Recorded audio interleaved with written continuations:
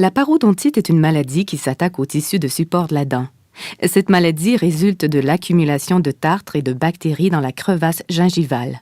Avec le temps, les bactéries libèrent des toxines dont l'agressivité parvient à décoller la gencive de la racine et même à résorber l'os.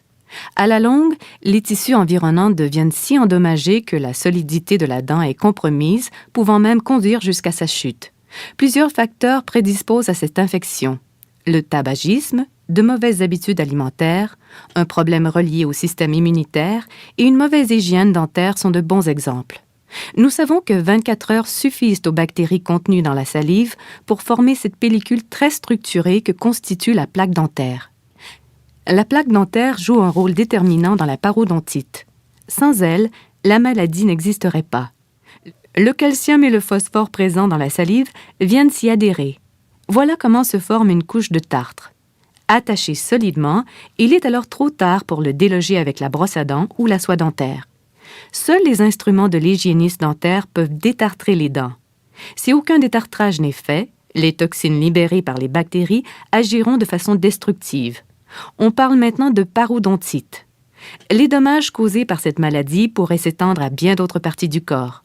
Plusieurs études ont démontré clairement le rôle de ces bactéries dans certains problèmes cardiaques et autres maladies graves comme les naissances prématurées et les complications diabétiques. Le détartrage parodontal est une intervention simple visant à éliminer le tartre accumulé sous la gencive. Ce type de détartrage réussit à éliminer des dépôts invisibles à l'œil nu. Différents instruments spécifiques au détartrage existent. Il peut s'agir d'instruments manuels ou bien d'instruments fonctionnant à l'aide d'ultrasons.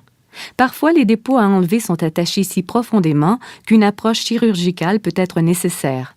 On doit avoir recours à l'anesthésie locale, puis on viendra déplacer la gencive permettant une vision directe sur les dépôts à déloger. Pour éviter d'anesthésier une trop grande surface, on intervient habituellement en plusieurs rendez-vous selon la quantité de tartre présente.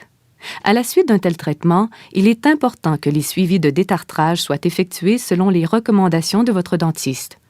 On conseille généralement une fréquence de 3 mois. Porte la méthode utilisée, la guérison des tissus est directement liée à votre hygiène quotidienne, soit une utilisation efficace de la soie dentaire, de bons brossages et de saines habitudes d'alimentation.